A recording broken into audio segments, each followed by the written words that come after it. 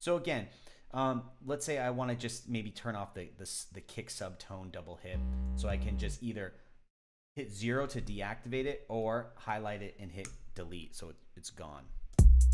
Okay, maybe this boom as well. I don't really want those notes, so I'm just going to go ahead and turn them off. So now we just have these drums. Okay, and I'm hearing, see, as I go through these, yeah, there's one more boom in there I'd like to maybe take out for this exercise. Okay. So what is happening here? What are you looking at? Right now you're looking at the grid and you're looking at it in rhythmic divisions of 32 notes, or 1/32. And the clue for that, how you know that's actually happening, is yes, you could maybe count each one of these individual lines, and up to 1 bar would represent 32 individual slices. However, you can also look down here in the bottom right hand corner, and you look really closely on your screen, it'll say 1/32. So I can right click inside here and I could say, let's set it to 1/8 notes, okay?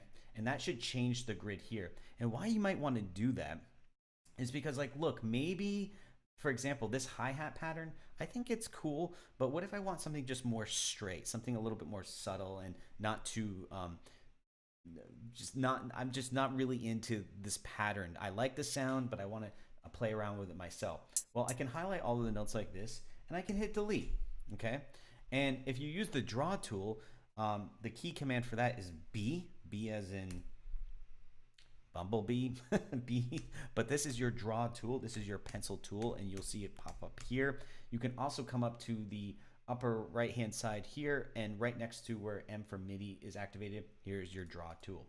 So if I just click and drag down or drag across like this, now I have this hi-hat pattern that's based off rhythmic divisions of eighths. Okay, so it's a little bit more straight.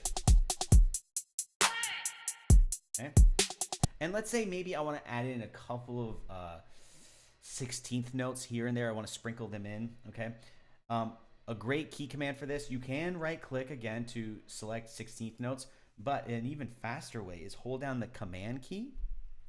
Again, I'm on Macintosh, command key, and then hit 1 as you hold the key command down, hit 1 as in the number 1 on your keyboard, and now I just changed the grid to 16th notes. So if you hold down command and hit 1, it will go down in incremental sub-rhythmic divisions.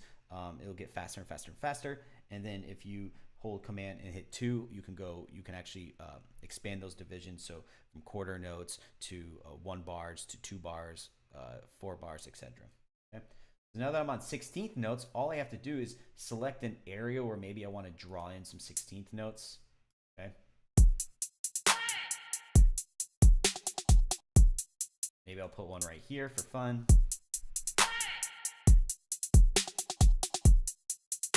Okay. And you don't always have to use the draw tool, by the way. If you wanted to just literally click down like this and draw in a note by using your mouse, nothing wrong with that. You can do that as well. And you can click and drag notes around. And if I don't like, for whatever reason, I'm like, oh, I didn't mean to click on this 808 snare, but can I scroll through and listen to the other clips?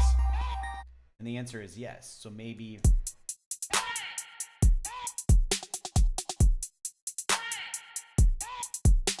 okay. And the other cool thing is, if you look down here, you can expand this area here, and this is what's called your velocity area. So depending on what your velocity settings are mapped to in your kit, whether it's using a drum kit or if you're using a synthesizer, you could maybe select the velocity to adjust the volume. Okay, so if I want, maybe I want this hey to be a little bit quieter than the rest of the track. Okay, versus all the way down here, to the point where you can almost just turn it off completely. As I bring it up, it gets louder. Okay, so if this were a class, if we were together in a class right now, we would take a pause, we would take a moment for you to try all these things out, okay? So that's kind of giving you an idea of how the demonstration portion of this class works. It's 50-50.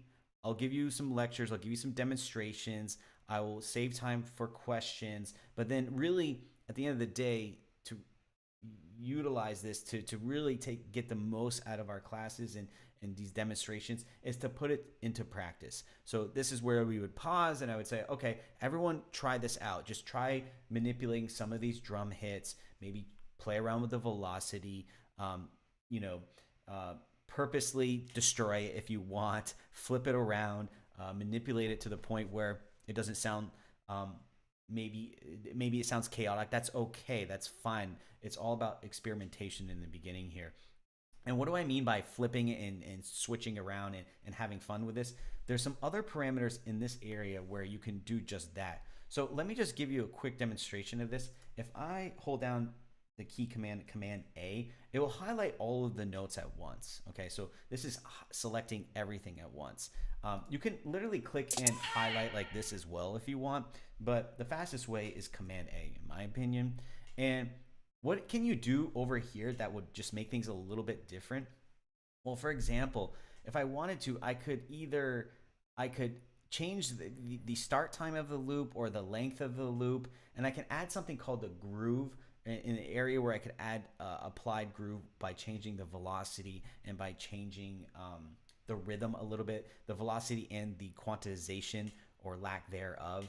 And there's also some really awesome, cool tools where you could reverse all the notes. So just for fun, if I just click on this and hit reverse, technically everything just got turned around and it's gonna play these tracks or these MIDI clips in reverse order.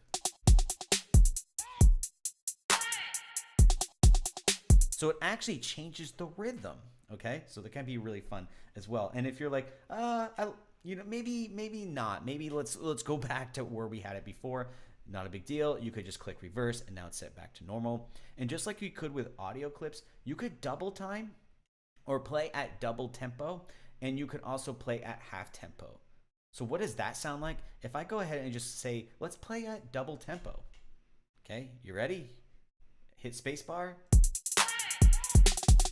Okay, plays twice the amount of speed that it was playing at before. Technically, my master tempo is set to 135, so twice as fast, okay? And I can always set it back. And then maybe I want to half time it.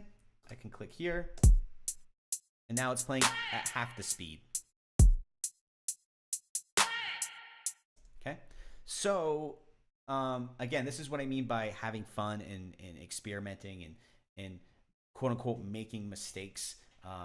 Happy accidents. Maybe you stumble upon something and you didn't mean to hit this a certain section of the parameters, but it ends up being really cool. And then my job in class is to explain to you why you might like it and why you might not like it.